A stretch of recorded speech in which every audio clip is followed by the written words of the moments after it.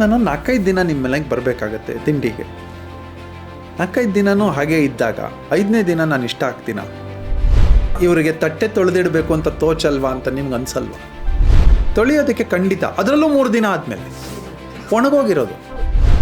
ನನ್ನನ್ನು ಸಹಿಸ್ಕೋಬೋದು ನಮ್ಮಮ್ಮ, ನನ್ನ ಫ್ರೆಂಡ್ಸ್ನ ಯಾಕೆ ಸಹಿಸ್ಕೋಬೇಕು? ನಾವು ನೋಡಿದವರೆಲ್ಲರೂ ಕೂಡ ನಮ್ಮನ್ನು ಹೀರೋಯಿನ್ ರೀತಿ ನೋಡ್ತಾರೆ. ಯಾವಾಗ?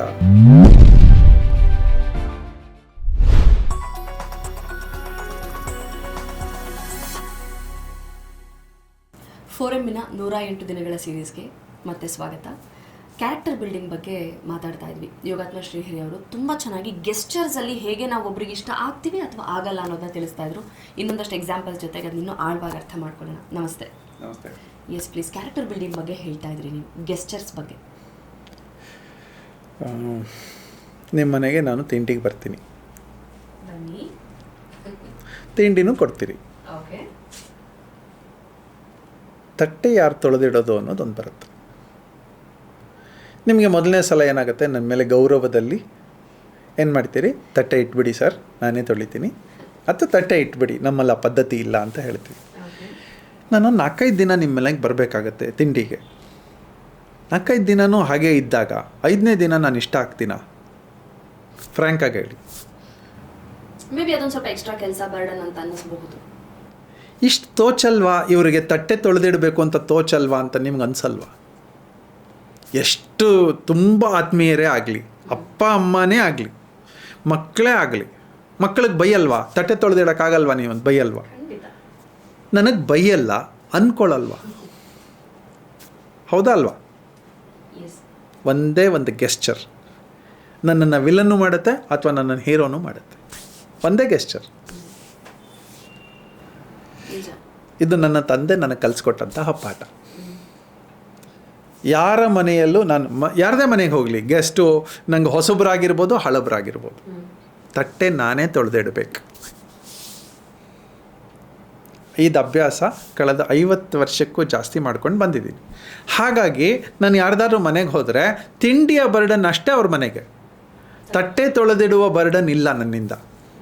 ಸೊ ಹಾಗಾಗಿ ನನ್ನನ್ನು ವೆಲ್ಕಮ್ ಮಾಡ್ತಾರೆ. ಯಾಕೆ? ನಾನು ಅಸಹ್ಯವನ್ನು ತರಿಸೋಲ್ಲ. ಇದು ನನಗೆ ಅನುಭವ ಆಗಿದ್ದು ಯಾವಾಗ ಅಂತಂದರೆ, ನನ್ನ ಕಾಲೇಜ್ ಡೇಸಲ್ಲಿ ನನ್ನ ಫ್ರೆಂಡ್ಸ್ ಎಲ್ಲ ಒಟ್ಟಿಗೆ ಓದ್ಕೋತಾ ಇದ್ವಿ ನಮ್ಮ ಮನೆಯಲ್ಲೇ. ನಮ್ಮಮ್ಮ ಪಾಪ ಎಲ್ಲರಿಗೂ ತಿಂಡಿ ಊಟ ಕೊಡೋರು. ಇವರೆಲ್ಲ ಅಲ್ಲೇ ಕೈ ತೊಳೆದ್ಬಿಟ್ಟು ಮಂಚದ ಕೆಳಗೆ ಇಟ್ಬಿಡೋರು. 3 ದಿನ ಆದರೂ ಗೊತ್ತಾಗ್ತಾ ಇರಲಿಲ್ಲ. ಇವಾಗೆಲ್ಲ ನಮಗೆ ಮನೇಲಿ ಯಾರಾದರೂ ಒಬ್ಬರು ಕೆಲಸಕ್ಕೆ ಬರ್ತಾರೆ. ಅವಾಗ ಇರಲಿಲ್ಲ, ಅಫೋರ್ಡಬಿಲಿಟಿ ಇರಲಿಲ್ಲ. ನಮ್ಮ ತಾಯಿನೇ ತೊಳಿಬೇಕಾಗ್ತಿತ್ತು. 3 ದಿನ ಆದಮೇಲೆ ತೊಳಿತಾ ಇದ್ದರು. ನಮ್ಮಮ್ಮ ಬೇಜಾರು ಮಾಡ್ಕೊಳ್ಳೋರು, ನಿನ್ನ ಫ್ರೆಂಡ್ಸ್ ಬರ್ತಾರೆ 3 ದಿನ ತಟ್ಟೆ ಇಟ್ಬಿಡ್ತಾರೆ ಅಂತ. ನಮ್ಮಮ್ಮಗೆ ಕೊಡೋಕ್ಕೆ ಬೇಜಾರಿರಲಿಲ್ಲ, ತೊಳೆಯೋದಕ್ಕೆ ಖಂಡಿತ, ಅದರಲ್ಲೂ 3 ದಿನ ಆದಮೇಲೆ ಒಣಗೋಗಿರೋದು, ವಾಸನೆ ಬಂದಿರೋದು. ನನ್ನನ್ನು ಸಹಿಸ್ಕೋಬೋದು ನಮ್ಮಮ್ಮ, ನನ್ನ ಫ್ರೆಂಡ್ಸ್ನ ಯಾಕೆ ಸಹಿಸ್ಕೋಬೇಕು? ಒಂದೇ ಗೆಸ್ಚರ್. ನಾನು ಅವಾಗ ಅನ್ಕೋತಾ ಇದ್ದೆ, ನಾನು ಯಾರ ಮನೆಗೆ ಹೋದ್ರೂ ಅದು ಚಿಕ್ಕ ಕಾಫಿ ಲೋಟ ಕೂಡ ನಾನು ಹೋಗಿ ತೊಳೆದು ಬರ್ತಾಯಿದ್ದೆ. ಇವತ್ತಿಗೂ ಅದೇ ಗೆಸ್ಚರ್, ಈಗಲೂ ಅದೇ ಗೆಸ್ಚರ್. ಯಾರದೇ ಮನೆ, ನಮ್ಮ ಮನೇಲಿ ಕೂಡ ನನ್ನ ತಟ್ಟೆ ಲೋಟಗಳನ್ನು ನಾನು ತಿಂದಿರೋದನ್ನು ಯಾರಿಗೂ ಹಾಕಲ್ಲ.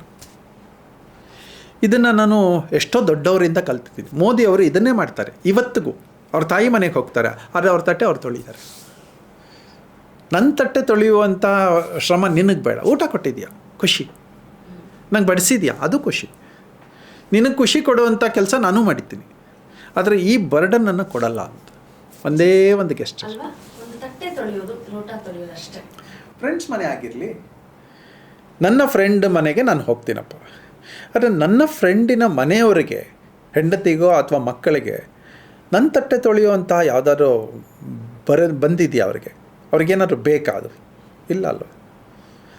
ಅವ್ರ ಗಂಡನ ಸಹಿಸ್ಕೋಬೋದು, ಆದರೆ ನನ್ನ ತಟ್ಟೆಯನ್ನು ಯಾಕೆ ತೊಳಿಬೇಕು? ನನಗೆ ಅನ್ನಿಸ್ತಾ ಇರೋದು ಏನು ಗೊತ್ತಾ, ಇನ್ನೊಬ್ರು ಸಂಕಟನೂ ಅರ್ಥ ಮಾಡ್ಕೊಂಡ್ರೆ ಆಗ್ಲೂ ನಾವು ಹೀರೋಯಿನ್ಸೇ ಆಗ್ತೀವಿ. ಅದೇ ಅಲ್ವಾ ಆಗೋದು. ನನ್ನ ಫ್ರೆಂಡ್ಸ್ ಮನೆಗೆ ಹೋದಾಗ ಅವ್ರು ಎಷ್ಟೋ ಸಲ ಹೇಳ್ತಾರೆ ನೀವು ತೊಳಿಬಾರ್ದು ಅಂತ ಹೇಳ್ತಾರೆ, ಆದರೆ ನೆಕ್ಸ್ಟ್ ಟೈಮ್ ಕೊಡುವಾಗ ಗೌರವದಲ್ಲಿ ಕೊಡ್ತಾರೆ. ಈಗ ಸಣ್ಣ ಗೆಸ್ಚರ್ಸ್ ಅಷ್ಟೇ. ಇಷ್ಟೇ ಲೈಫ್. ಲೈಫ್ ಈಸ್ ಬ್ಯೂಟಿಫುಲ್ ಅರ್ಥ ಮಾಡ್ಕೊಂಡಾಗ. ಯಾರನ್ನ ರೆಕ್ಟಿಫೈ ಮಾಡ್ಕೋತಾ ಇದ್ದೀನಿ? ನಾನು ಇನ್ನೊಬ್ಬರನ್ನ ರೆಕ್ಟಿಫೈ ಮಾಡೋಕ್ಕೆ ಹೊರಟಿದ್ದೀನಾ? ಇಲ್ಲ. ನಾವು ಯಾವಾಗ ನಮ್ಮನ್ನು ರೆಕ್ಟಿಫೈ ಮಾಡ್ಕೋತಾ ಬರ್ತೀವಿ ನಮ್ಮ ದಾರಿ ಸುಗಮ ಆಗುತ್ತೆ. ನಾವು ನೋಡಿದವರೆಲ್ಲರೂ ಕೂಡ ನಮ್ಮನ್ನು ಹೀರೋಯಿನ್ ರೀತಿ ನೋಡ್ತಾರೆ. ಯಾವಾಗ ಆ ಸಂದರ್ಭಕ್ಕೆ ಅವರಿಗೆ ನಾನು ಕಷ್ಟ ಕೊಡದೇ ಇದ್ದಾಗ. ಗೆಸ್ಚರ್ಸ್. Thanks a lot.